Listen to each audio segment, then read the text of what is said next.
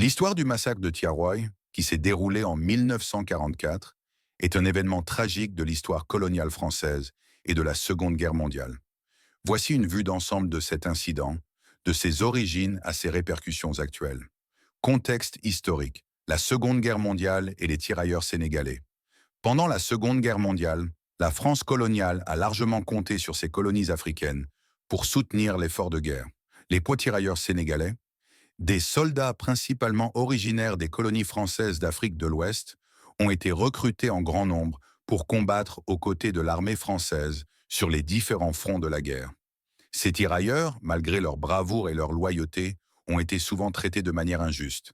Après la libération de la France en 1944, de nombreux tirailleurs sénégalais ont été envoyés dans des camps de transit en France pour attendre leur démobilisation et leur retour chez eux. Le massacre de Tiaroy.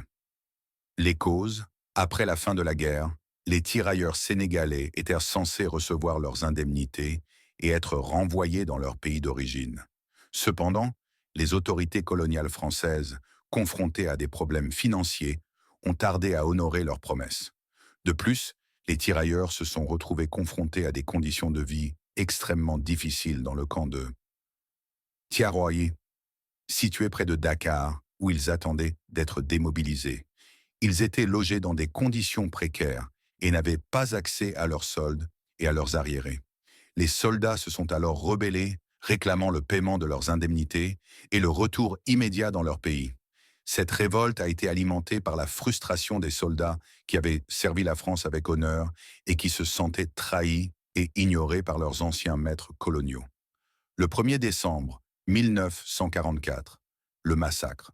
Le 1er décembre 1944, une manifestation a éclaté dans le camp de Tiaroy.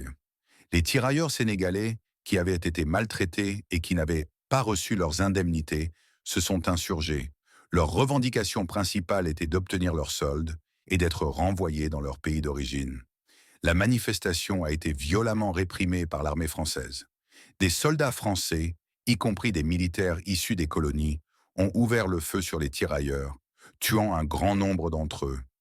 Les rapports varient, mais on estime que entre 35 et 300 tirailleurs sénégalais ont été tués lors de cet incident, bien que certains témoignages suggèrent un nombre bien plus élevé.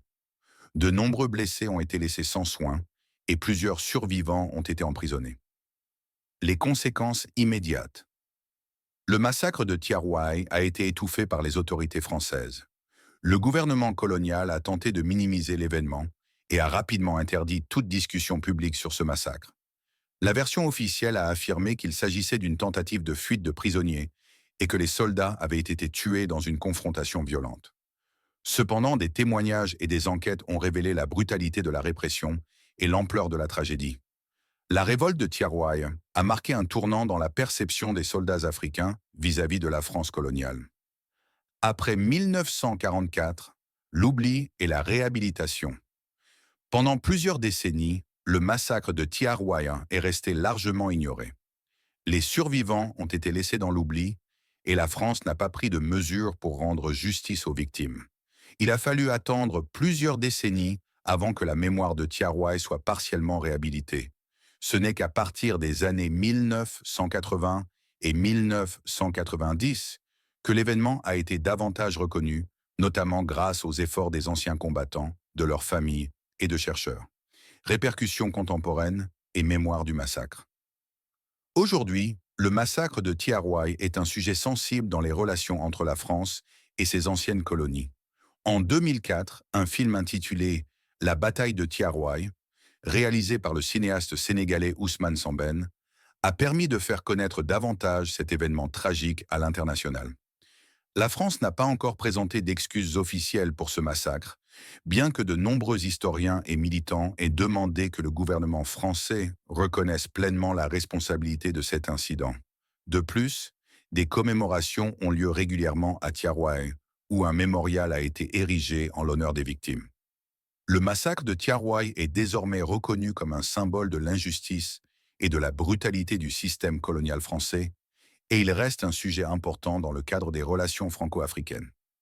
Conclusion. Le massacre de Tiaroy reste un événement majeur et tragique de l'histoire coloniale, Un exemple des abus et de l'injustice subis par les peuples d'Afrique.